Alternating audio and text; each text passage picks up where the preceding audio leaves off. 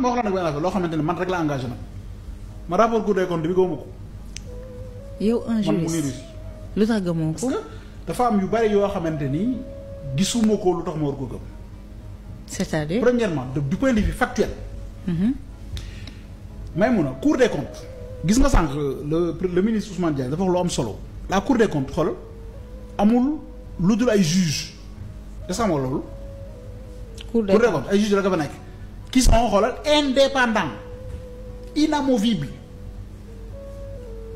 te ñu bari dama leen a xam ña fa newoon dama leen a xam d'ailleurs j'ai une pensée pieuse à mon cher ami Cheikh Leye avec qui j'ai fait la faculté à Saint-Louis un grand juge qui est décédé il y a quelque temps ñoom ñoo fa nekk dañuy jub ñooñu kenn changé wu leen depuis 3 ans rapport yi fi génnoon avant yëpp ñoo ko bind signé ko naka lañ mën a waxee ni rapport dafa xonq bërki démb tey nga ñëw rapport dafa weex ci koo xamante ne da ngaa jub je parle factuellement.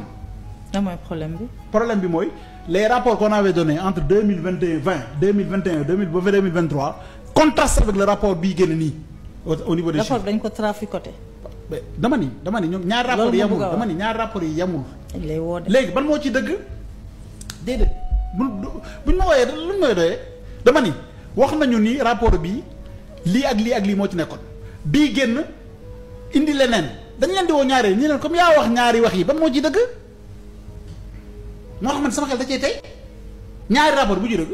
et donc yow mënuñ ci tirer benn conséquence. déedéet man du ma ci tirer benn conséquence parce que xaw ma ñaari rapport bi ban moo ci dëgg waxoon nañu ba 2023 que ni rapport bi que Sénégal lii moo doon état budgétaire am lii moo doon déficit bi lii moo doon dette bi ñoom ñoo ko bind wax ko 2025 ñu génne leneen. ils avaient validé les lois de règlement mais xam nga lu ñuy wax comme. xam nga lan la waa nguur gi di joxe comme argument. nee nañu 2019 21 22 23 ay loi de règlement dañoo valider leen nguur gi jox lii c'est un audit général ils ont touché à tout. et donc loolu moom moo révélé. loolu moom moo révélé li ñu gis. madame loi de règlement loolu lay jëriñ day auditer lépp. le budget de l'Assemblée nationale est voté par la loi de finances initiale man damay jàngale finance publique parce que booy def droit public da ngay jàngale ay 5 matières de droit public chaque année nga changé sax bu la neexee man bu avant may def sax droit constitutionnel j'ai failli faire droit finance publique avec un professeur qui s'appelle Félix Tano moom ma yoroon en finance publique bi may def maîtrise sama mémoire de maîtrise ça portait sur le contrôle des comptes de gestion des entreprises publiques et des collectivités locales finance publique la loi de finances initiale est validé à la fin par la loi de règlement la loi de règlement qui dit que li ñu waxoon lii lañ ko dépensé fii la jaar fii lañ ci toll ba mu jeex kon lépp lay xoolaat. nga jël loi de règlement bi yóbbu ko sur les corps de contrôle ñu validé loolu. les corps de contrôle bi validé woon loolu ñëwaat ni la ma waxoon weddi naa ko lii laa wax attends man tam je me pose une question je me dis mais ñaari wax yi ban moo ci am c'est tout c'est la moo tax man la dama ciy tey. man gaw ma ci ñaar yëpp damay toog di saraan parce que la ñu waxoon wet nañ seen bopp. waa léegi ci fi ñu jëm ba tey. deuxièmement am na fu ñuy wax naan la signature mais man yeneen rapport yi ma amoon dañ ko signé les rapports d'avant c'est signé parce que signature 2 formes la nom prénom ou bien prénom nom c'est la signature accompagné d'un paragraphe boo xam da ngay griffonner pour authentifier que yow la parce que man y a un cours aussi qui s'appelle la rédaction administrative. une lettre un acte administratif lan mooy les conditions de validité parmi lesquelles la signature et comment on signe. ñu bari dañoo foog ne signature griffonné rek non signature c'est Maïmouna Ndour Faye. signature bi manqué yow ça te pose problème.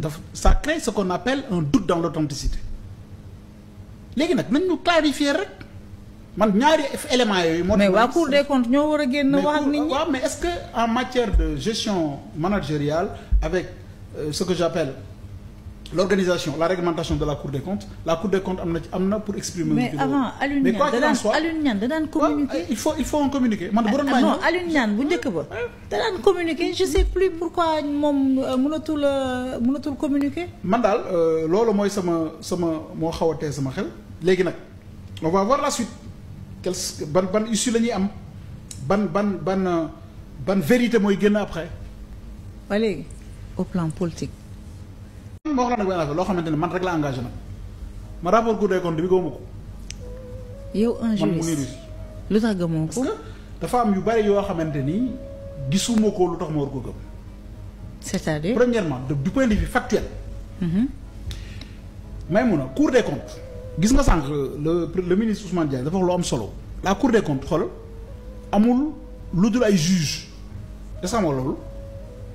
Cour des comptes ay juges la ko fa nekk. qui sont xoolal indépendants inamovibles te ñu bari dama leen a xam ña fa newoon dama leen a xam d'ailleurs j'ai une pensée pieuse à mon cher ami Cheikh Leye avec qui j'ai fait la faculté à Saint-Louis un grand juge qui est décédé il y a quelque temps ñoom ñoo fa nekk dañuy jub ñooñu kenn changé wu leen depuis 3 ans rapport yi fi génnoon avant yëpp ñoo ko bind signé ko naka lañ mën a waxee ni rapport dafa xonq bërki démb tey nga ñëw rapport dafa weex ci koo xamante ne da ngaa jub je parle factuellement. lan mooy problème bi. problème bi mooy les rapports qu'on avait donnés entre 2021 ba 2023 contrastent avec le rapport bii génn nii au niveau des chiffres. rapport dañ ko traficoté. dama ni ñoom ñaar rapport yi yamul dama ni ñaar rapport yi yamul. dañ lay woo de. léegi ban moo ci dëgg déedéet buñ ma wooyee luñ may doyee dama ni wax nañu ni rapport bi lii ak lii ak lii moo ci nekkoon bii génn indi leneen dañ leen di woo ñaari ñi leen comme yaa wax ñaari wax yi ban moo ci dëgg moo xam man sama xel da cee tey ñaari rapport bu ci dëgg. et donc yow mënuñ ci tirer benn conséquence. déedéet man du ma ci tirer benn conséquence parce que xaw ma ñaari rapport bu mu ci dëgg waxoon nañu ba 2023 que ni rapport bi que Sénégal lii moo doon état budgétaire am lii moo doon déficit bi lii moo doon dette bi ñoom ñoo ko bind wax ko 2025 ñu génne leneen. ils avaient validé les lois de règlement mais xam nga lu ñuy wax comme. xam nga lan la waa nguur gi di joxe comme argument. nee nañu 2019 21 22 23 ay loi de règlement dañoo valider leen nguur gi jox lii c'est un audit général ils ont touché à tout. et donc loolu moom moo révélé. loolu moom moo révélé li ñu gis. madame loi de règlement loolu lay jëriñ day auditer lépp. Le budget de l'Assemblée nationale est voté par la loi de finances initiale man damay jàngale finance publique parce que booy def droit public da ngay jàngale ay 5 matières de droit public chaque année nga changé sax bu la neexee man bu avant may def sax droit constitutionnel j'ai failli faire droit finance publique avec un professeur qui s'appelle Félix Tano moom ma yoroon en finance publique bi may def maîtrise sama mémoire de maîtrise ça portait sur le contrôle des comptes de gestion des entreprises publiques et des collectivités locales finance publique la loi de finances initiale est validé à la fin par la loi de règlement la loi de règlement qui dit que li ñu waxoon lii lañ ko dépensé fii la jaar fii lañ ci toll ba mu jeex kon lépp lay xoolaat. nga jël loi de règlement bi yóbbu ko sur les corps de contrôle ñu validé loolu les corps de contrôle bi validé woon loolu ñëwaat ni la ma waxoon weddi naa ko lii laa wax attends man tam je me pose une question je me dis mais ñaari wax yi ban moo ci am c'est tout c'est la moo tax man la dama ciy tey. man gaw ma ci ñaar yëpp damay toog di saraan parce que la ñu waxoon wet nañ seen bopp. waa léegi ci fi ñu jëm ba tey. deuxièmement am na fu ñuy wax naan la signature mais man yeneen rapport yi ma amoon dañ ko signé les rapports d'avant c'est signé parce que signature 2 formes la nom prénom ou bien prénom nom c'est la signature accompagné d'un paragraphe boo xam da ngay griffonner pour authentifier que yow la parce que man il y a un cours aussi qui s'appelle la rédaction administrative. Une lettre un acte administratif lan mooy les conditions de validité parmi lesquelles la signature et comment on signe. ñu bari dañoo foog ne signature griffonné rek non signature c'est Maïmouna Ndour Faye. signature bi manqué yow ça te pose problème.